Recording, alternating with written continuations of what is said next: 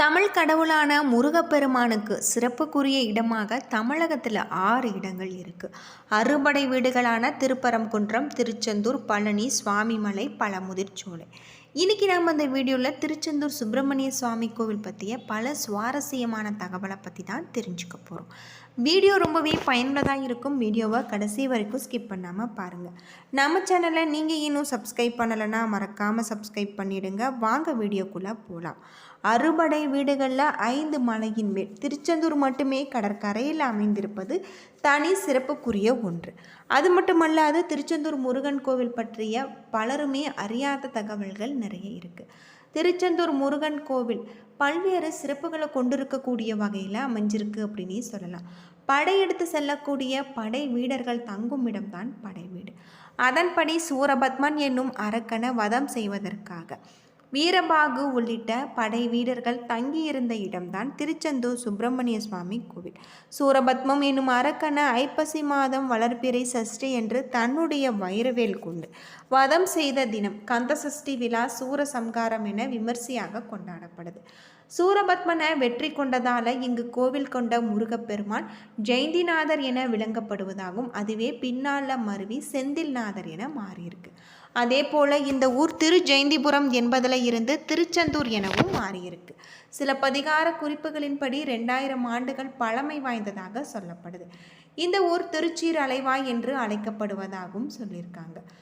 அறுபடை வீடுகளில் மலையின் மீது அமைந்திராத கோவில் திருச்செந்தூர். இந்த கோவிலுடைய ராஜகோபுரம் 9 அடுக்குகளை கொண்டு 150 அடி உயரமுடையதாக சொல்லப்பட்டிருக்கு. அது மட்டும் இல்லாமல் இங்கு இடது கையில் தாமரை மலர் மற்றும் ஜடாமுடியோடு சிவயோகி போல காட்சியளிக்கிறார். முருகனின் பின்புறம் இடது சுவற்றில் முருகன் பூஜை செய்வதாக கூறப்படும் லிங்கம் ஒன்று இருக்குது. அதற்கு முதல்ல பூஜைகள் செய்த பிறகு முருகப்பெருமானுக்கு பூஜைகள் செய்கிறாங்க.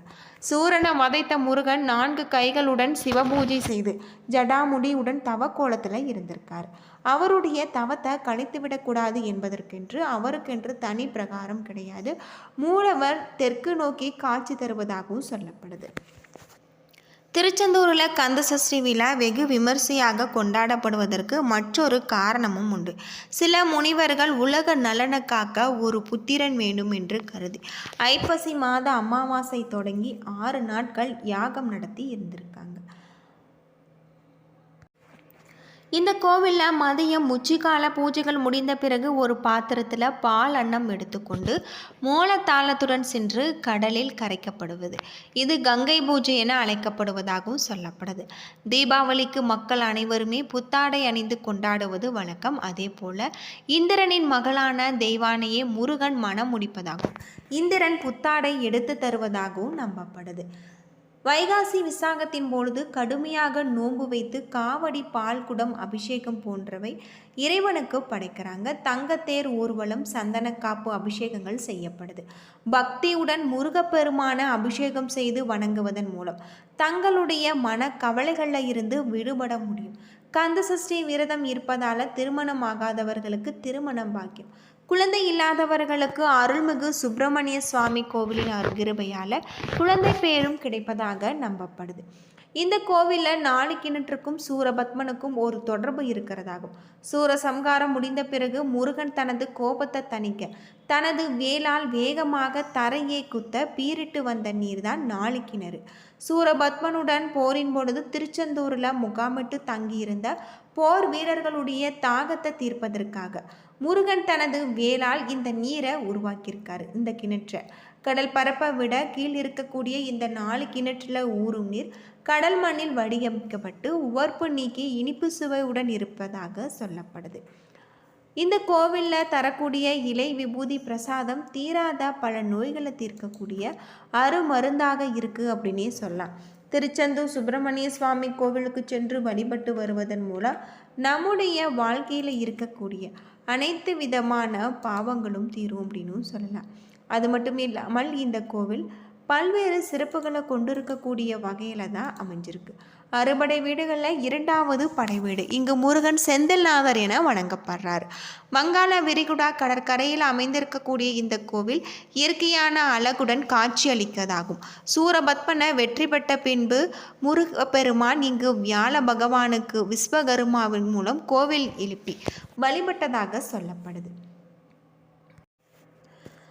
தேவர்கள் தங்களை தொந்தரவு செய்த சூரபத்மனை அழிக்கும்படி சிவபெருமானிடம் முறையிட்டிருக்காங்க. அவர்களது வேண்டுதலை ஏற்று சிவன் தன்னுடைய நெற்றி கண்ணில் இருந்து 6 பொறிகளை உருவாக்கி அந்த 6 பொறிகள் முருகப்பெருமானாக தோன்றியிருக்காரு. சிவபெருமானிடம் கட்டளையை ஏற்று சூரபத்மனை அழிக்க இங்கு வந்திருக்காரு. அந்த வேளையில் முருகப்பெருமானின் தரிசனம் வேண்டி தேவர்களின் குருவான வியாழ பகவான் இந்த தலத்தில் தவம் இருந்திருக்காரு. அவருக்கு காட்சி அளித்து தந்த முருகப்பெருமான் இந்த இடத்துல தங்கியதாகும். இவர் மூலமாக அசுரர்களுடைய வரலாற்றை தெரிந்து கொண்டிருக்காங்க. அப்பொழுது தனது படை தளபதியான வீரபாகுவர் சூரபத்மனிடம் தூது அனுப்பியதாகும். அவன் கேட்கவில்லை. பின்பு முருகன் தன் படைகளுடன் சென்று அவனை வதம் செஞ்சிருக்காரு. வியாழ பகவான் முருகனிடம் தனக்கு காட்சி தந்த இந்த இடத்துல எழுந்தருளும்படி வேண்டியிருக்காரு. அதன்படியே முருகனுக்கு இங்கு காட்சி தந்ததாகும். வியாழ பகவான் விஸ்வகர்மாவை அழைத்து கோவில் எழுப்பியதாகும். இங்கு முருகன் சூரனை வெற்றி பெற்று ஆட்கொண்டதால ஜெயந்திநாதர் என்று அழைக்கப்படுவதாகும். பிற்காலத்தில் இந்த பெயரே செந்தில்நாதர் என மாறியிருக்கு. தலமும் திருச்செந்தூர்புரமும் என்று அழைக்கப்படுவதாகவும் திருச்செந்தூர் என மாறியிருக்கு. முருகனுக்குரிய அறுபடை வீடுகளில் திருச்செந்தூர் மட்டுமே கடற்கரையிலும் பிற 5 மலைக்கோவிலாக அமைஞ்சிருக்கு. 157 அடி உயரம் கொண்ட இந்த கோவிலின் கோபுரம் 9 தலங்களை கொண்டதாக அமைஞ்சிருக்கு. அது மட்டும் இல்லாமல் முருகப்பெருமான் சூரனை ஆட்கொண்ட பிறகு தன்னுடைய வெற்றிக்கு நன்றி தெரிவிக்கும் விதமாக சிவபூஜை செஞ்சிருக்காரு. அந்த கோலத்திலேயே முருகனுடைய வலது கையில் தாமரை மலருடன் அருள் புரிவதாக சொல்லப்படுது.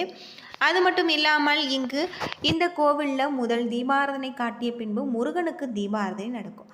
சண்முகர் சன்னதியில் சுவாமிக்கு பின்புறம் லிங்கம் இருக்குது. இந்த 2 லிங்கங்களுமே இருளில் உள்ளதால் தீபாராதனை ஒளியில் மட்டுமே காண முடியும்.